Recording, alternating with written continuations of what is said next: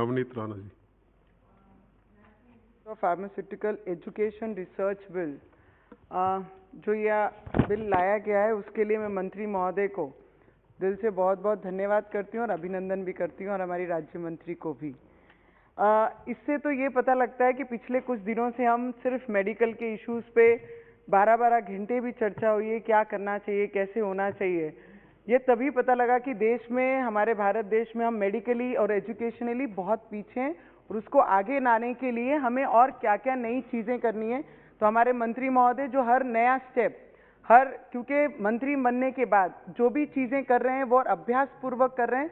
और मेरे पहले भी मेरे कलीग ने बोला, कोई भी काम के लिए मंत्री महोदय के पास जाते हैं तो he is got positive attitude to support you whether the work happens or no, but in my case the work is actually done by the Mantri Mahoday ji and he's taken efforts for it. So I really thanks मंत्री जी कि आपने हर किसी को positive attitude से आप उनकी बात सुनते हैं, वो नए लोग हों या पुराने हों, उनकी बातें सुनी जाती है और उनके बातों पे ध्यान भी दिया जाता है।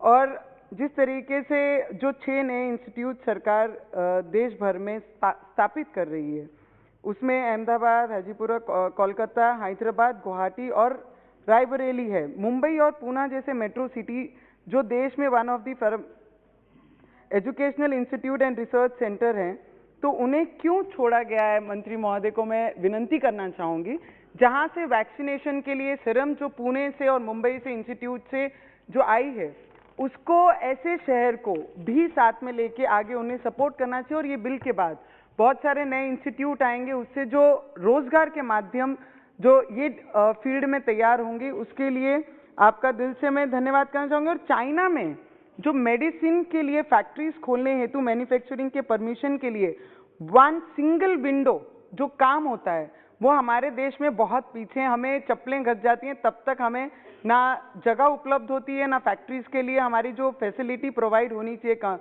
सरकार के तरफ से, वो भी नहीं होती। तो इस पे भी हमें ध्यान देना चाहिए, जहाँ पर फैक्ट्रीज खोलने वाले जो भी जितने भी ये डिपार्टमेंट के लोग हैं, उन्हें बहुत बड़ी मदद सरकार की तरफ से वन सिंगल विंडो के माध्यम से होनी चाहिए।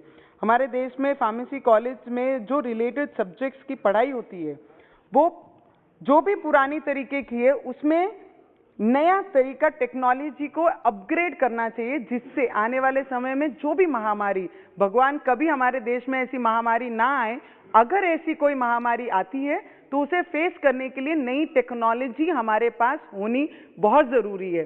प्राइवेट फार्मेसी कंपनीज में जितने भी साइंटिफिक, जितने भी डॉक्टर्स काम कर रहे हैं, ये हमें ध्यान देना चाहिए कि हमारे government, as a government scientist बहुत ज़्यादा निर्माण होने चाहिए, तैयार होने, जिससे आने वाले समय में हम लोगों को, हमारे लोगों को, देश को इसका फायदा हो।